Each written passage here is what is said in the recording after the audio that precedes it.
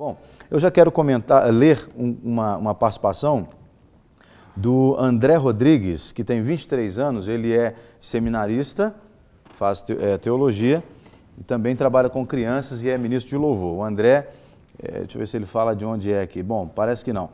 Mas ele diz o seguinte: creio que é indispensável à liderança da igreja possuir um código de ética e regras básicas para permitir que alguém assuma a plataforma em um culto ou reunião, seja pastor, seja um ministro de louvor ou qualquer pessoa que possa estar em posição de evidência, influenciando os demais do corpo de Cristo, quer na liderança ou não. Enfrento essa dificuldade em minha denominação, onde a liderança teme estabelecer regras firmes para não magoar ou chatear um ao outro. Infelizmente, isso não deveria existir, pois mais tarde quem sofrerá é a própria congregação. Na minha opinião, além de boa conduta, do testemunho pessoal, a motivação da pessoa deve ser avaliada, se ela quer servir ou ser servida. Se ela quer ser submissa primeiro, para depois liderar e influenciar. E o discipulado pessoal, principalmente com o novo convertido e também com o novo membro recebido na igreja, é preciso. Hoje estamos passando por um problema que resultou exatamente dessa falta de regras e somente agora nosso pastor decidiu fazer isso. Que todos nós possamos fazer a obra de Deus com responsabilidade e não relaxadamente. Obrigado, André Rodrigues. Obrigado pela sua participação. Daqui a pouco a gente comenta outras participações, mas ele comentou alguma coisa que a gente já falou, a necessidade do discipulado é muito importante, né? Não se deve colocar alguém no púlpito de qualquer maneira. Bom, mas a gente queria retomar um ponto que foi falado pelo pastor Leonardo, ele falando da situação que Pedro viveu muito próximo de Jesus, teve experiências com Jesus ali no dia a dia. Paulo teve uma experiência, pelo menos uma, muito marcante, né, que transformou a vida dele. E aí eu queria que a gente refletisse nisso. A preparação, já que a teologia, basicamente a teologia é o estudo de Deus, será que essa preparação ela não ocorre muito na aproximação, no relacionamento da pessoa com Deus? Essa é uma pergunta. E eu quero emendar outra pergunta. E se a gente solta essa pessoa muito na preparação, no relacionamento com Deus, e essa pessoa não tem uma orientação, como que eu poderia dizer, acadêmica, ela não poderia entrar em conflito, ela não poderia perder a oportunidade de traduzir aquilo que ela está vivendo ali na experiência com Deus, numa linguagem que seria acessível para todos os seus ouvintes, todos os seus liderados? O que o pastor Yuri falou no bloco anterior, ele citou até dele mesmo, né? Não é, pastor, que você falou que no início, muitas vezes, você soltou coisas que não deveria ter soltado. E é muito importante a pessoa ser acompanhada de perto, a pessoa ser instruída, até que ela adquira, até chegar o momento dela adquirir conhecimento de forma acadêmica, né, teológica, ou até mesmo dentro dos ensinamentos que a sua comunidade, que a sua igreja oferece nos estudos bíblicos, nas reuniões, porque, enfim, é um risco que se tem da pessoa errar, cometer equívocos no início da pregação, no início do seu... Eu acho que é importante a gente, porque foi falado muito de discipulado, discipulado é fundamental para a caminhada de fé de um novo convertido. Isso é claro, isso é notório, nós não abrimos mão disso. Né? Então, a pessoa que passa por um discipulado, ela se prepara para viver a experiência de fé na sua intensidade. Né? Mas eu vejo que quando nós pensamos na questão do ofício pastoral, de assumir um posto de liderança numa congregação, além desse discipulado, né, que é a base espiritual que ela vai ter pessoalmente, é preciso também, quando ela pensa no ofício, na ministração, de louvor, que ela seja também acompanhada de uma forma, o termo que a gente usa muito hoje, como se fosse uma monitoria, uma pessoa que vai fazer a tutoria, mentoria né, dessa pessoa. Então, a mentoria, eu acho que é fundamental para a questão dos ofícios pastorais, que é um pouco diferente do discipulado. Né? Discipulado, eu penso muito nesse aspecto, assim, é a pessoa conduzindo a sua própria vida aos pés do Senhor, desenvolvendo a sua fé. a mentoria ela já é um preparo um pouco mais sofisticado, vamos dizer assim. E até no curso de teologia, para quem é vocacionado, ele vai para o curso de teologia, é fundamental que ele tenha também a mentoria. Hoje é um termo que nós podemos utilizar e uma prática que nós podemos desenvolver nas nossas igrejas para ajudar quem vai, de fato, assumir um posto de liderança ministerial na igreja. A mentoria ela é básica. O senhor usou um termo aí que eu acho que a gente poderia também conduzir a nossa linha de raciocínio por ele, vocacionado, ou seja, vocação. A gente não tinha citado antes, mas o senhor trouxe. A pessoa ela precisa realmente ter uma vocação, né? Um chamado para exercer uma determinada função. Quando você pensa no povo de Israel, por exemplo, nem todas as tribos de Israel tinham vocação para estar no altar, entre aspas, né? Nem todas as tribos tinham vocação para servir no altar. Vou usar o servir melhor do que estar, porque todos tinham para estar. Mas nós precisamos tentar canalizar a vocação das pessoas para o lugar certo.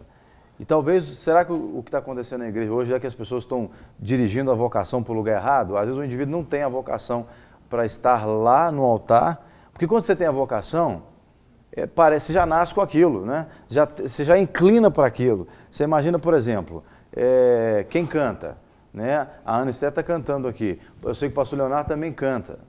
Nem todo mundo canta, nem todo mundo é vocacionado para servir a igreja, para cantar. Mas todo mundo quer subir no altar, quer estar no altar, realizando, né, o ministério no altar, através do louvor, por exemplo. Isso é muito... Às vezes as pessoas chegavam para mim e falavam, Ana, eu gosto de cantar. Eu queria, como é que eu faço para entrar no louvor? A gente fica até sem jeito, porque às vezes a gente até conhece a pessoa e sabe que ela não tem o dom. Que ela gosta, né? Ela gosta, é diferente de ser o seu dom. Né? E outra coisa que eu acho importante, não só saber cantar, mas você entender o que você está fazendo ali no altar. Você não está ali para aparecer, você não está ali para expor o dom que Deus te deu. Simplesmente você está ali para servir a Deus, para conduzir a congregação à adoração. Você está ali com uma missão. Então, não é simplesmente, eu gosto de cantar, eu vou subir, cantar e pronto. Uhum. Você tem que ter um compromisso.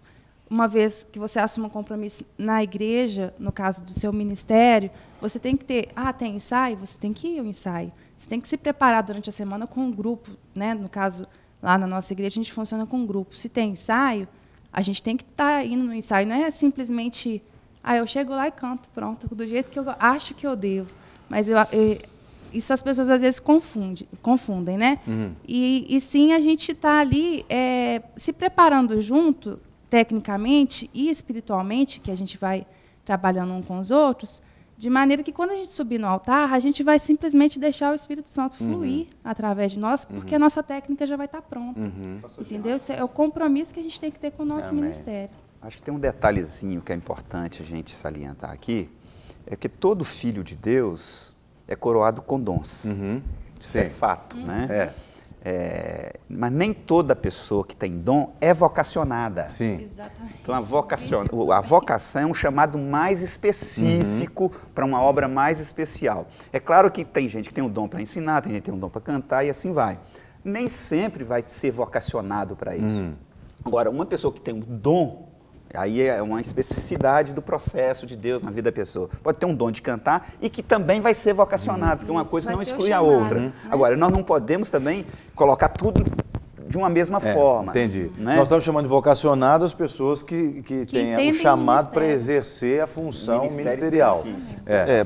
Já na verdade tem um outro detalhe, eu acho que como líderes nós precisamos atentar, é que você fez uma pergunta agora há pouco, por que nós temos tantos problemas? Nós hoje como igreja visualizamos pessoas que talvez sem condição alguma assumem cargos e etc.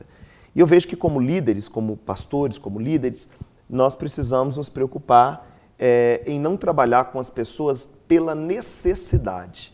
Sem então, dúvida. Qual o risco que nós corremos quando nós temos uma determinada necessidade na igreja, quando nós temos uma determinada necessidade que seja no louvor, necessidade no ensino, que seja na escola dominical, né? Enfim, em qualquer tipo de... nessa área, e o líder tem uma necessidade, ele tem uma urgência, então, fulano, vem aqui, vamos me ajuda aqui um tempo, ou se posiciona, e às vezes essa pessoa não tem nenhuma condição de assumir aquele cargo ou aquela função. E ele fica frustrado porque ele não consegue, ou seja, a liderança fica frustrada, a igreja fica frustrada porque está sendo mal atendida, vamos dizer assim, e a pessoa, obviamente, também fica.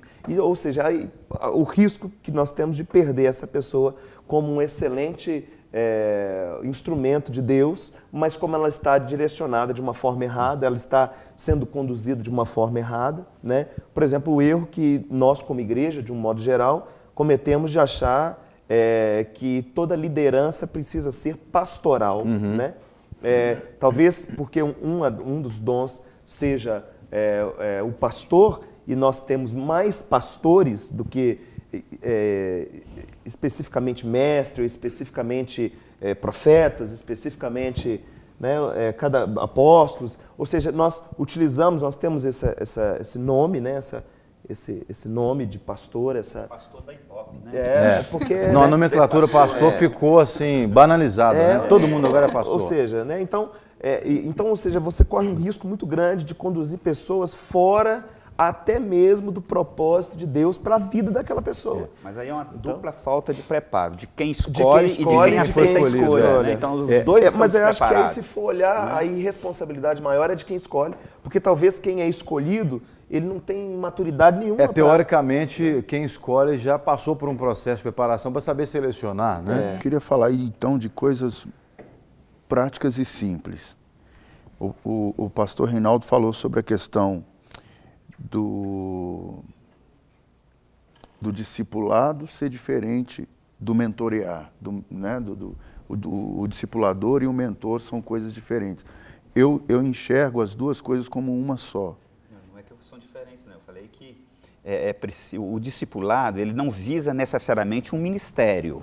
Para a pessoa conduzir a vida dela. Agora, quem está no ministério, tem um ofício, ele precisa ser mentoreado também. Então, é um acréscimo. Eu enxergo a questão do discipulado e o mentoreamento, se a palavra correta é essa, como uma coisa só. Eu devo gerar o indivíduo para o serviço na casa de Deus. E aí, falando no que a Ana falou agora há pouco, momentos atrás, sobre as pessoas que elas entram na igreja e já vislumbram o altar. Porque dentro dessa coisa uníssona, o discipulado, o mentoreamento, o líder em potencial, o líder que já foi bem experimentado, ele vai levar essa pessoa a passar por vários setores da denominação, da igreja, da congregação.